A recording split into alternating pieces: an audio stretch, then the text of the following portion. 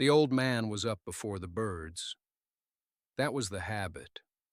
Older than the farm, older than the decade, older than most things he still owned.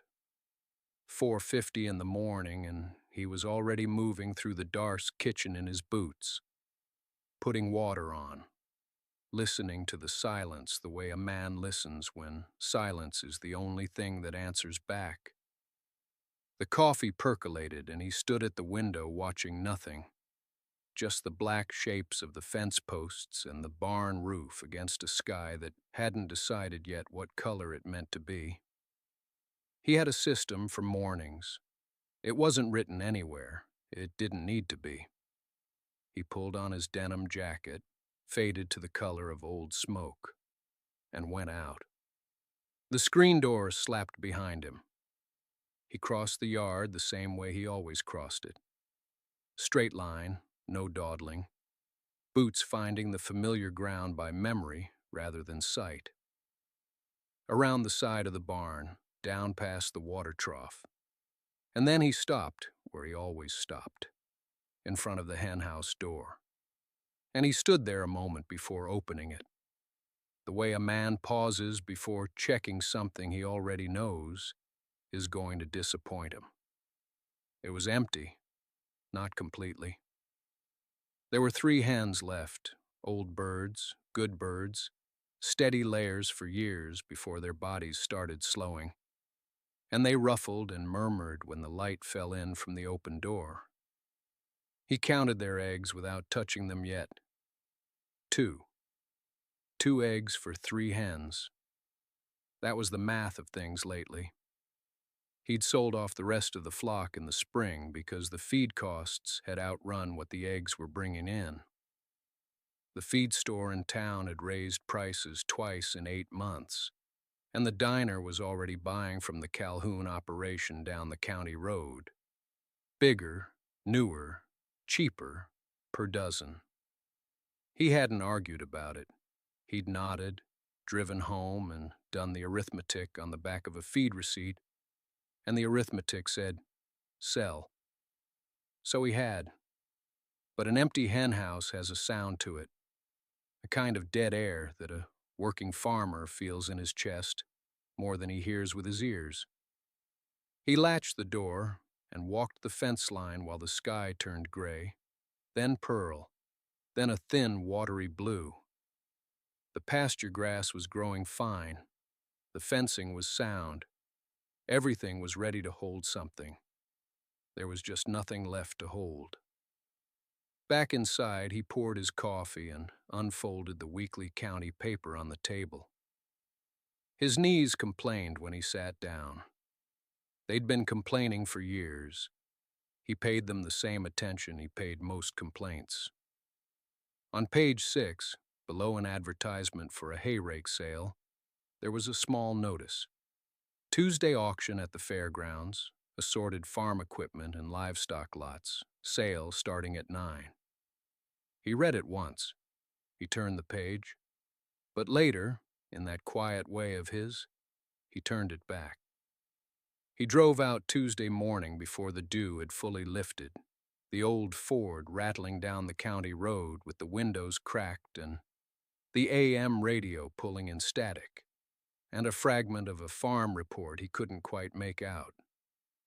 He hadn't told himself he was going to bid on anything. He'd told himself he was going to look. The fairgrounds were already busy by 8:30. Pickups lined up along the fence. Men standing in clusters near the equipment rows. Coffee cups in hand. Breath still visible in the early summer cool. The auctioneer was up on his platform near the livestock barn, running through some preliminary lot numbers, his voice carrying that rhythmic chant that auction men develop the way preachers develop sermons, automatic, confident, filling the air whether anyone was listening or not. He wore a bolo tie with a turquoise stone. He always wore that bolo tie. It was the kind of detail that becomes a landmark. The veteran walked the rows. He looked at a used post-hole digger, a set of worn disc blades, a hay wagon with a soft left wheel. He wasn't there for any of it. He knew that by the time he got to the livestock barn. The lot came up near the end of the morning. The auctioneer described it the way you'd describe something you were mildly embarrassed to have listed. A batch of spent production hens, 300 head, factory origin, end of cycle. He said it fast. A few men near the barn turned to look, then turned back to their conversations. Through the wooden slat panels of the holding area, the veteran could see them, packed close, quiet in the wrong way, feathers patchy and dull, combs pale as winter, grass. They weren't making noise. 300 hens that weren't making noise. He raised his hand. The auctioneer's chant stuttered almost imperceptibly. He found his rhythm again. Going once, was there another? Going twice. There was not another. $12. The laughter started before the gavel came down. Not from everyone, just enough. The younger farmer from across the ridge was there, thumbs in his belt, and he said something to the man beside him that made both of them grin wide. The feed store owner had driven out to look at a used auger, and he was leaning on the fence rail, and he shook his head slowly in that deliberate way that means, I'm not even surprised. The auctioneer himself, the bolo tie swinging as he leaned forward, said something into the microphone that the veteran didn't fully catch, but the men near the barn caught it, and they laughed, and the sound of it lifted up over the fairgrounds like something with weight. The veteran walked to the cashier's table and paid $12 in cash from his shirt pocket. He took his receipt, a carbon copy slip that the woman behind the table tore off with a practiced pull, and he folded it once and put it away. He went to get his truck. The crates were stacked near the far end of the holding pens, and he walked to them alone. There was no handler offered, no lot attendant, no auction hand to help him move the birds. That was fine. He hadn't expected help. He pulled the first crate off the stack, wooden slats, a wire door, the whole thing smelling of ammonia and old straw, and he carried it to the pen where the 300 birds sat pressed against each other in the morning heat. He worked the pen latch with one hand and set the crate opening against it and began moving the hens in. They didn't fight much. That was the thing about birds that had been broken down to nothing. They didn't have the energy for panic. They were too tired for it. He scooped them up one by one, both hands, firm and steady, and they went into the crates with a dull, exhausted shuffle. Each one weighed almost nothing. He could feel ribs through the feathers, or what was left of the feathers. His knees hurt by the fourth crate. They always hurt. He kept going. The men watched from the fence rail for a while. The younger farmer made another remark that got a short laugh from the man beside him. The feed store owner lit a cigarette and watched in a way that was almost philosophical. The slow, steady gaze of a man watching someone else confirm his opinion of the world. The auctioneer had moved on to a lot of feeder steers, and his voice was already carrying across the grounds, big and practiced. But a few of his regular men were still drifting past and glancing over and smiling at the spectacle of the old veteran filling wooden crates with bald and miserable hens one at a time.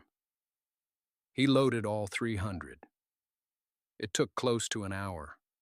He lifted each loaded crate into the truck bed by himself, working slow, bending careful with the bad knees, stacking them too high where they'd sit stable on the gravel road home.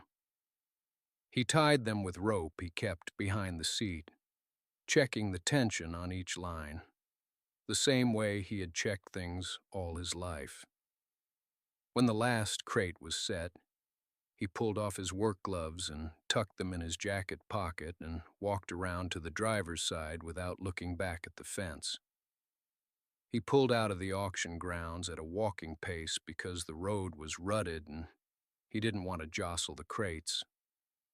Once he got to the county road, he let the truck settle into its speed, and he found a station on the radio that was playing something soft and old, and he left it there. The sound from the truck bed was constant and low. 300 small voices, not crowing, not panicked, just murmuring in the particular way frightened creatures murmur when the worst seems to be over, but they don't quite know it yet. He heard it the whole way home, 15 miles of gravel and county blacktop, and that sound never stopped. He listened to every bit of it. He backed the truck through the pasture gate and cut the engine and sat there a moment with his hands on the wheel, listening. The murmuring from the bed had not stopped. 15 miles, and it had not stopped once. He got out slowly, the way a man with bad knees always gets out. Door wide, one hand on the frame, weight shifted careful. He walked to the tailgate and dropped it and stood, looking at the crates stacked there in the late morning light. The hens inside pressed against the slats, blinking. Their eyes caught the sun and looked almost amber for a second, then went dull again.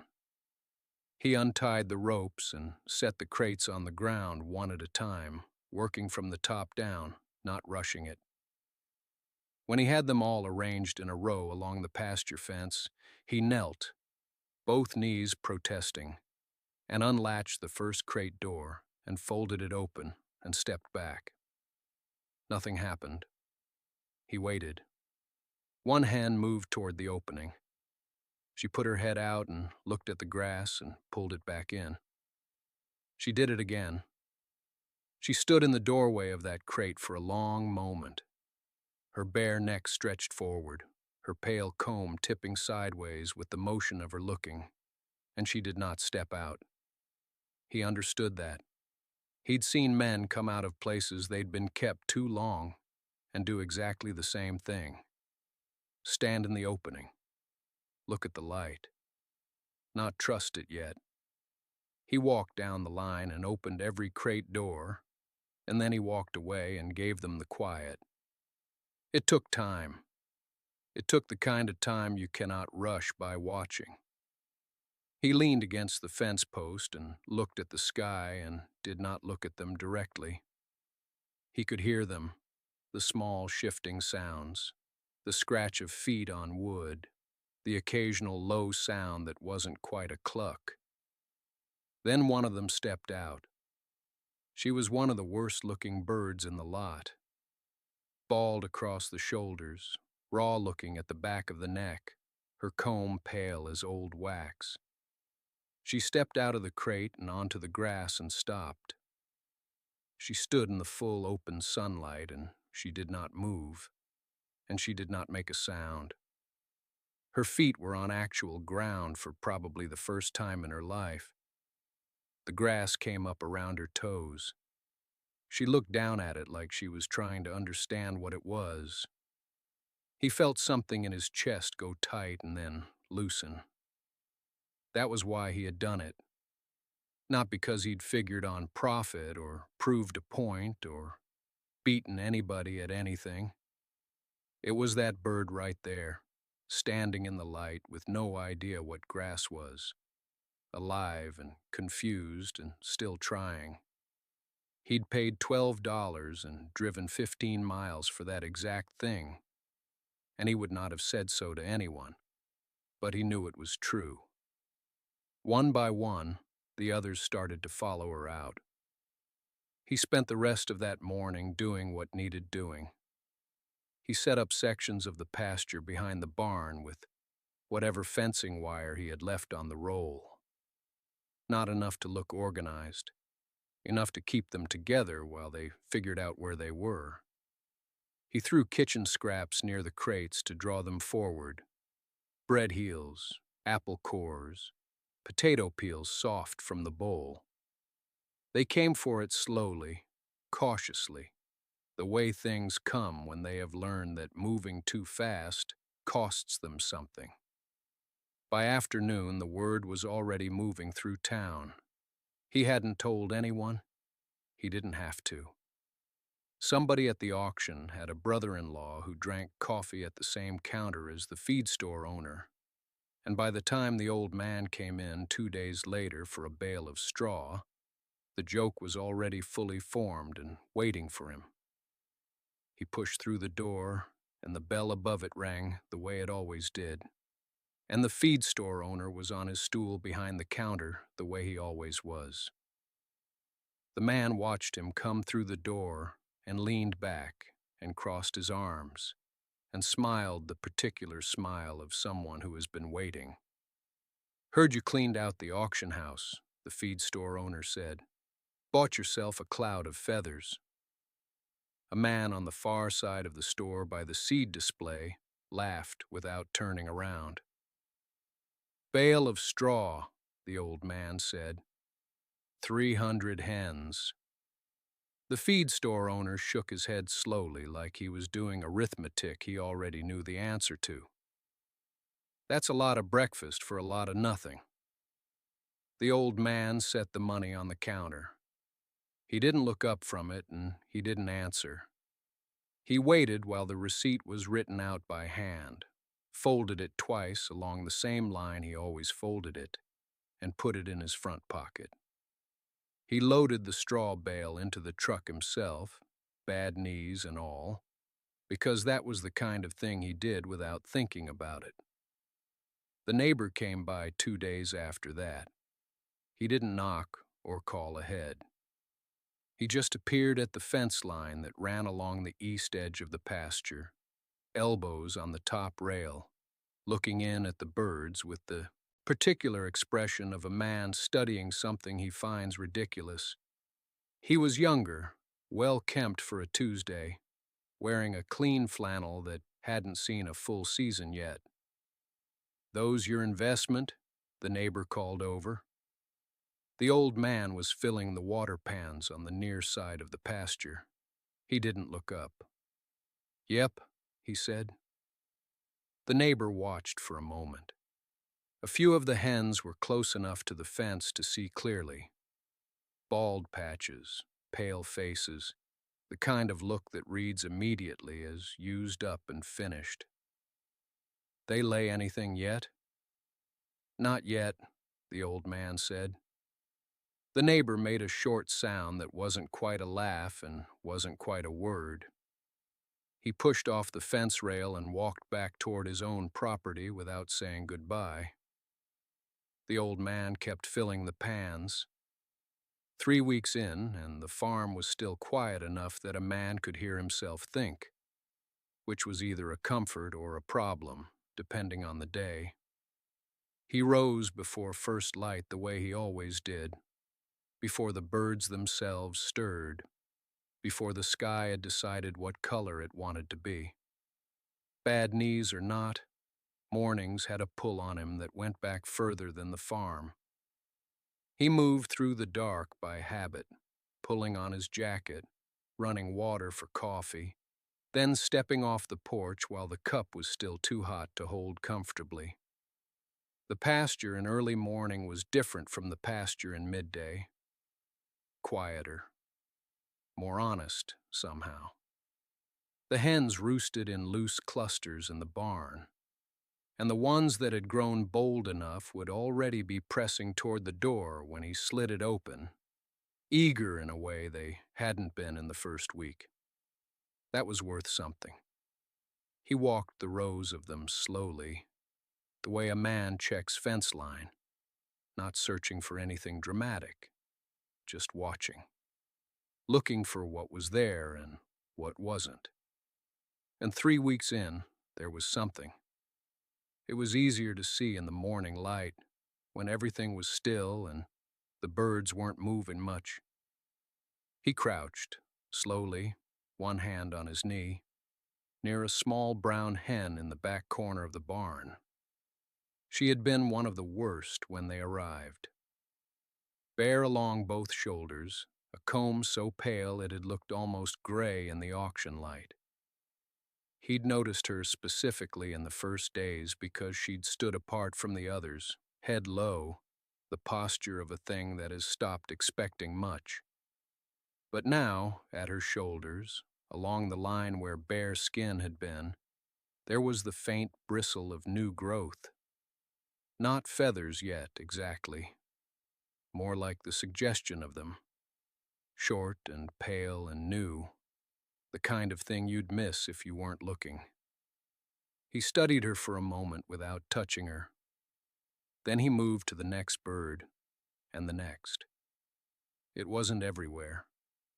Most of the flock still looked rough, still carried that factory pallor, still needed weeks more of what he was giving them. But on 5 or 6 birds, maybe 8, if he was counting generously, there was the same early sign. Feathers edging back in at the shoulders and the necks.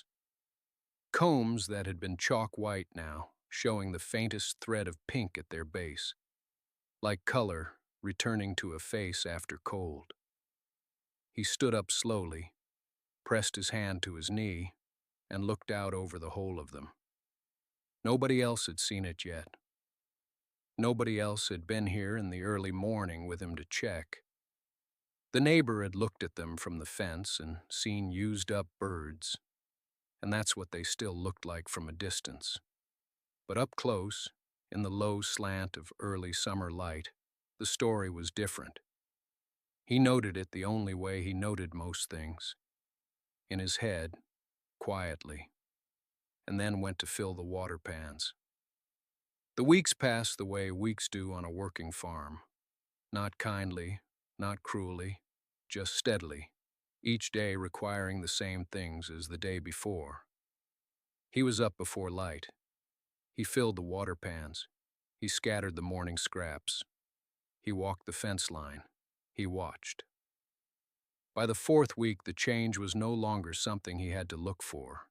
It was simply there. You could see it from 20 feet.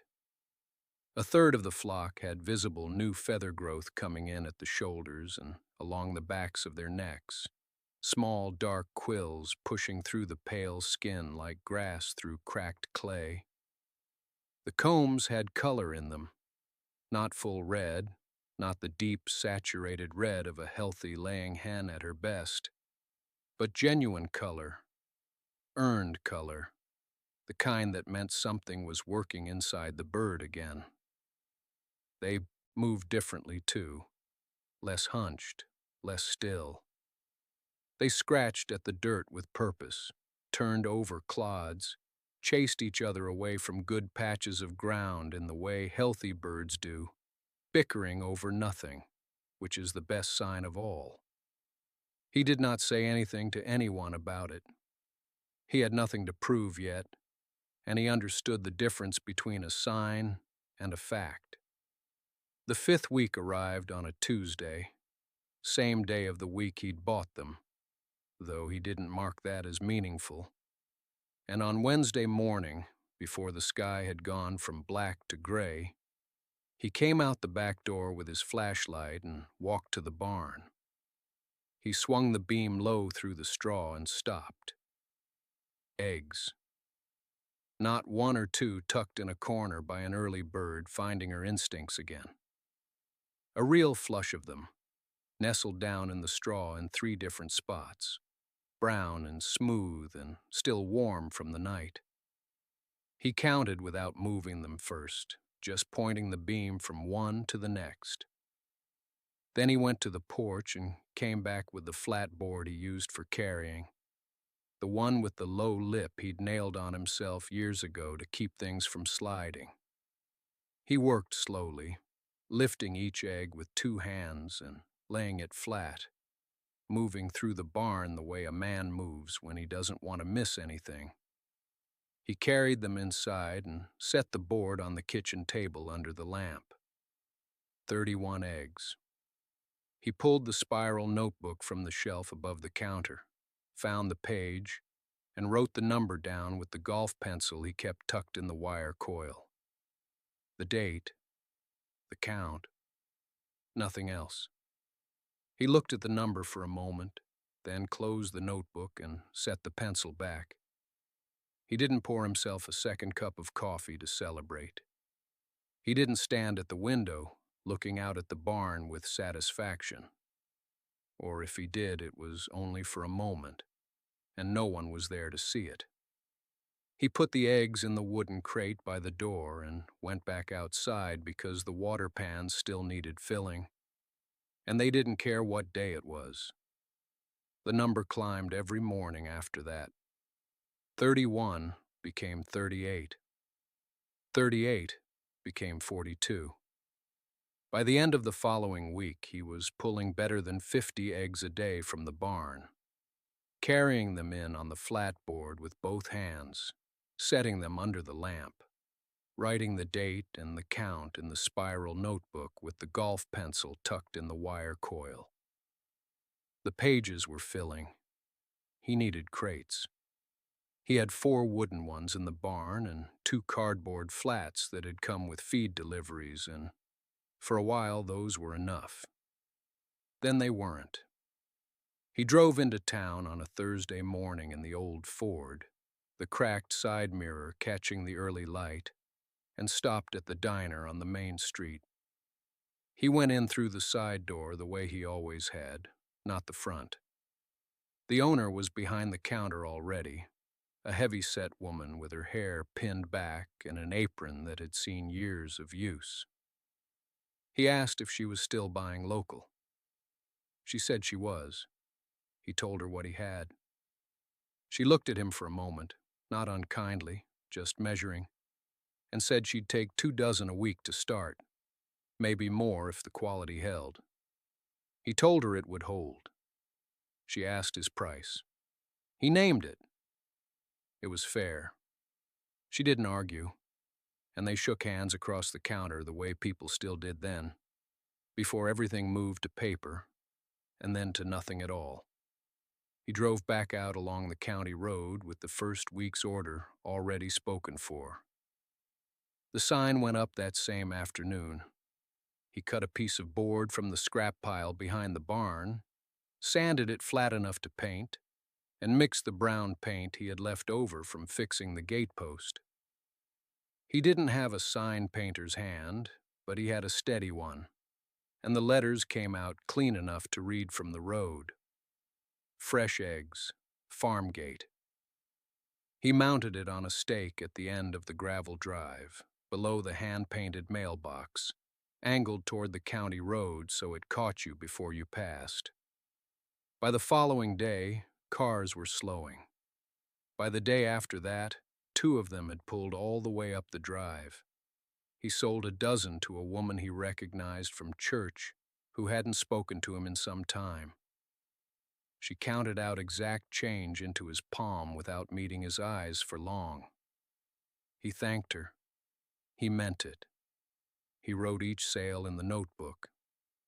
Date, amount, dozen count. The column of numbers was getting longer. It didn't look like much written down. Neat, small figures in pencil on lined paper. But it was something he could hold in his hand and read back, and that mattered to him.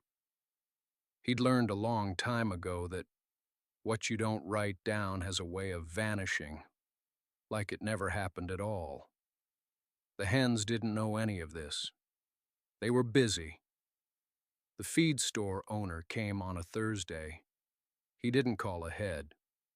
There was no reason he would. The veteran didn't have an answering machine worth trusting, and men like that one didn't announce themselves when they were coming to swallow something. He just appeared at the end of the gravel drive in his sedan, idling a moment before he pulled up, like he was giving himself one last chance to turn around. The veteran was at the porch when he arrived.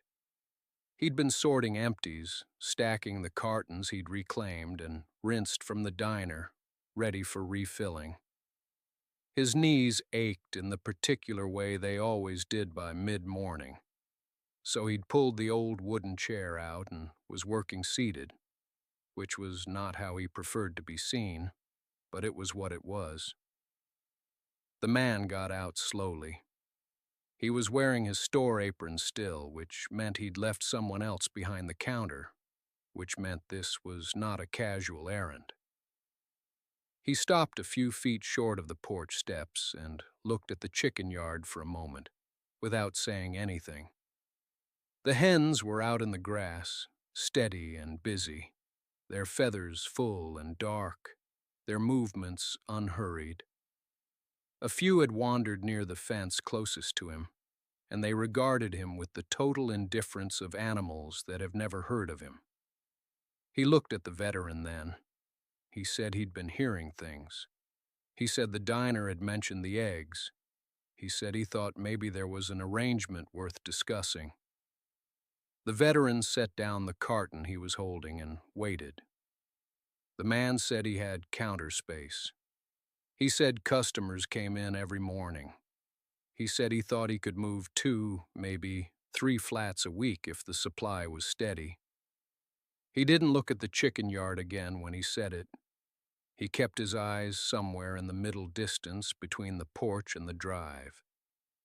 The veteran reached into his jacket pocket and pulled out the spiral notebook. He found a fresh line below the last entry.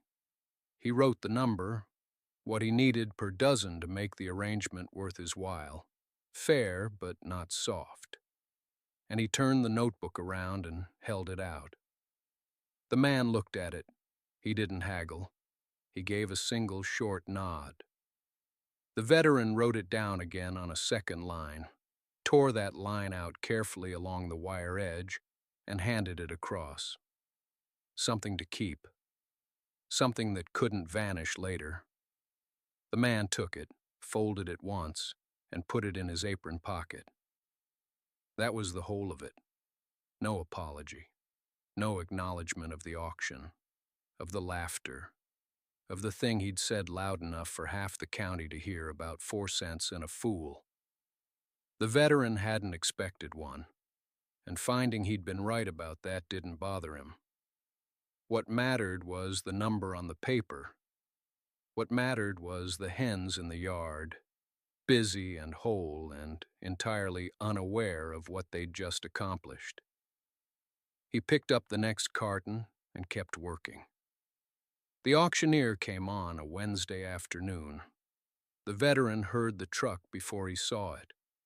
A heavier engine than his neighbors drove, moving slow up the gravel drive the way people do when they're not sure of their welcome. He was in the yard turning a water trough when the truck stopped, and he straightened up and waited. The man who climbed out was the same man from the auction, the bolo tie, the heavy-set frame. But something about him was different in the open air of an actual farm. Smaller, maybe? Or just quieter. He didn't have a crowd around him. He looked at the pasture without saying anything for a moment, and the veteran could see him taking in the hens, all of them out in the grass, feathered and red-combed and busy with the serious work of being alive. And whatever the man had expected to see, it wasn't this. He said he heard the veteran was selling eggs. The veteran said he was. He said he'd take 2 dozen if they were available. They were. That was the whole conversation. No reference to the auction. No reference to what he'd said from behind the podium on that Tuesday morning in June. The laughter rolling through the crowd. The way the word fool had carried. The veteran had not forgotten it and did not pretend otherwise. But he also had no use for a scene. He went to the porch and came back with 2 cartons and quoted the same fair price he quoted everyone else. The man paid in cash, exact change, and put the cartons carefully on his front seat. He nodded once before he got back in. The veteran nodded once in return. The truck backed out slowly and went down the drive, and the hens didn't give it a second look. That evening, he sat on the porch with a cup of coffee going cool in his hand, and the spiral notebook open on his knee. The light was going orange and low across the pasture. He could hear the barn, the soft settling sounds of 300 hens finding their places in the clean straw he'd put down that morning. The murmur of them quieting by degrees the way a room full of people quiets when the hour gets late and there's nowhere else to be. He looked at the notebook. The column of numbers was plain and honest, and longer than he'd thought it would be by the time summer ended. He did the subtraction in his head the way he always did, what it cost against what it returned, and the number that was left was not a fortune. It was not even close to a fortune, but it was real, and it was his, and it had come from something everyone at that auction had written off as already finished. 4 cents a bird.